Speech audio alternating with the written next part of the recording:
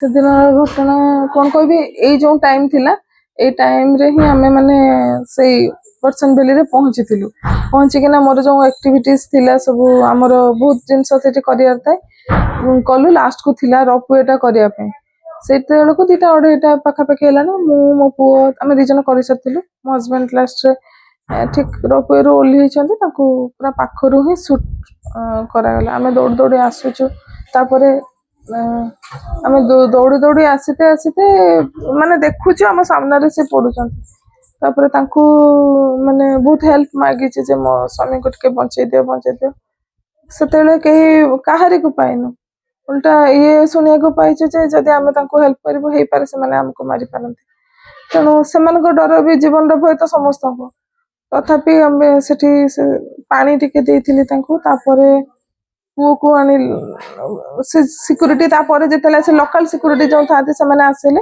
ଆସିକିନା ଆମକୁ କହିଲେ ତମେ ମାନେ ଆଗ ଯାଅ, ତାପରେ ଆମେ ଯାହାବି ଟ୍ରିଟମେଣ୍ଟ ହବ ଆମେ ନେଇକିନା ଯିବୁ। ତାକୁ ନେଇକିନା ଗଲୁ। ରାତି 10:30 ବେଳେ ମତେ ଖବର ଦେଲେ ଆସ ତମେ ବଡି ଚେକ୍ କର। ମୁଁ ଆଉ ମୋ ପୁଅ 2 ଜଣ ଗଲୁ। ଯାଇକିନା ତାଙ୍କୁ ଚେକ୍ କଲି। ତାପରେ ପୁଣି ସେଠୁ ଶ୍ରୀନଗର ଆସିଲୁ। ସେଇ ଟାଇମରେ ବହୁତ ହେଲ୍ପ ମିଳିଛି ତାଙ୍କ ଅଫିସ ତରଫରୁ ବି, ଆଉ ତାପରେ ଆମର ପ୍ରଶାସନ ତରଫରୁ ବି, ଆମର କେନ୍ଦ୍ର ସରକାର, ରାଜ୍ୟ ସରକାର ବହୁତ ହେଲ୍ପ କରିଛନ୍ତି। ସେଇ ଟାଇମରେ ସାଙ୍ଗେ ସାଙ୍ଗେ ମାନେ ମୁଁ କୋଉଠି ରହିଲି, କଣ କଲି କଣ ନାହିଁ, ସବୁ ପ୍ରତି ମୁହୂର୍ତ୍ତରେ ବୁଝିଛନ୍ତି। ତାପରେ ତାଙ୍କୁ ତାପରେ ମାନେ 2 ଥର ପୋଷ୍ଟମର୍ଟମ ପାଇଁ ଯାଇଛନ୍ତି, ଚେକ୍ କରାହେଇଛି। ସେଇ ଦିନର ଘଟଣା ଆଜି ପର୍ଯ୍ୟନ୍ତ ବି ମୁଁ ଭୁଲି ପାରୁନି। ମାନେ ସେଟା ଭୁଲି ବି ପାରିବିନି କେବେ ବି ହେଲେ। ଆଉ ସେ ଥିଲା ବେଳର ସମୟଟା ଅଲଗା ଥିଲା, ଏବେ ସମୟଟା ଅଲଗା। କାହିଁକି ନା ଘରର ରୋଜଗାରିଆ ପୁଅ ଯେତେବେଳେ ଚାଲିଯାଏ, ସେତେବେଳର ତା ପରର ଅବସ୍ଥା ବହୁତ ଭୟଙ୍କର ଥାଏ। ମାନେ ସବୁ ଜିନିଷରେ ଚଳିବା ପାଇଁ ଆଗରୁ ଯେଟା ଚିନ୍ତା କରିବାକୁ ପଡେନି, ଏବେ ଗୋଟେ ଡିସିସନ ନେଲାକୁ 100 ଚିନ୍ତା କରିବାକୁ ପଡୁଛି ଯେ କଣ କରାଯିବ କଣ ନାହିଁ ବୋଲି। ତେଣୁ ବହୁତ ଚେଞ୍ଜେସ୍ ହେଇଛି ସବୁ ଜିନିଷ।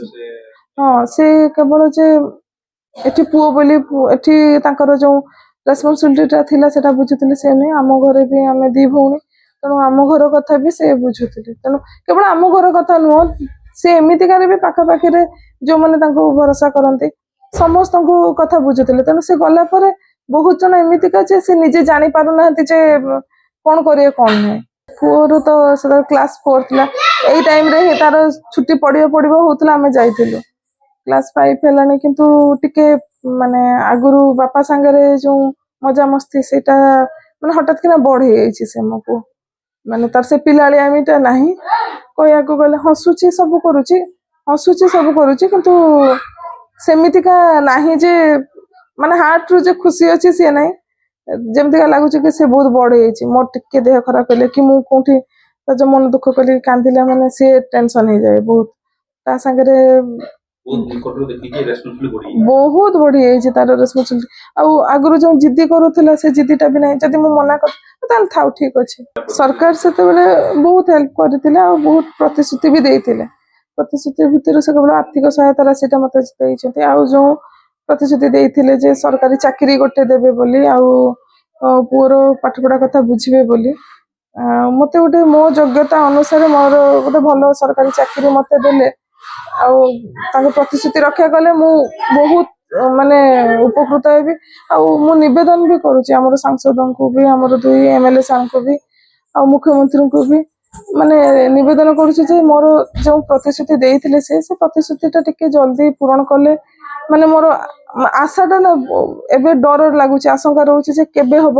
କାହିଁକି ନା ଅଲଗା ରାଜ୍ୟରେ ସେଟା ପାଇସାରିଲେଣି। ତେଣୁ ଆମ ରାଜ୍ୟ ଦେବେ ନିଶ୍ଚୟ, କାହିଁକି ନା ଯୋଉଠି ବି ଦେଇଛି ବି ମୁଁ ଡକୁମେଣ୍ଟ, ସେ କହିଛନ୍ତି ପ୍ରୋସେସରେ ଅଛି ବୋଲି।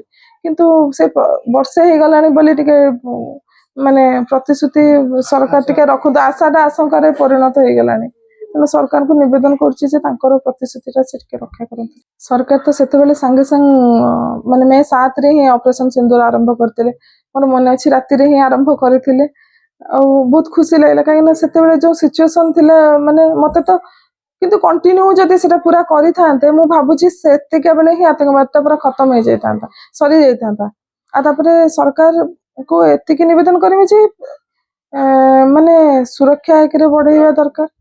ଆଉ ଆମର ଯୋଉ ଭାରତୀୟ ସେନା ଅଛନ୍ତି ତାଙ୍କୁ ସମସ୍ତ ମାନେ ପୁରା ପାୱାର ଦେଇଦେବାର ଅଛି। ଏଇ ଯୋଉଠି ଆତଙ୍କବାଦ ଦେଖିଲା ମାନେ ହିଁ ତୁମେ କାହାରି ପରମିଶନ ଦରକାର ନାହିଁ। ସେମାନେ ଯେମିତିକା କରୁଛନ୍ତି ତୁମେ ବି ସେମିତିକା କର, ଯାହାଫଳରେ କି ସେମାନଙ୍କ ଭିତରେ ଡର ରହିବ। କାହିଁକିନା ଆମେ ସବୁବେଳେ କ୍ଷମା କରି ଚାଲିଛୁ ବୋଲି ସେମାନେ ଭାବୁଛନ୍ତି ଯେ ଆମେ କିଛି ବର୍ଷ ପରେ ଆମେ ପୁଣି ଏମିତିକା କରିବୁ। ମାନେ ସେମାନେ ଭାବୁଛନ୍ତି ଏବେ ହେଲା, ହଁ ଠିକ ଅଛି କିଛି ବର୍ଷ ଯାଉ ପୁଣି ଆଉ ଥରେ ସେମିତିକା କରିବୁ। କାହିଁକି ନା ସାଧାରଣ ଲୋକ ବହୁତ କ୍ଷତିଗ୍ରସ୍ତ ହଉଛନ୍ତି।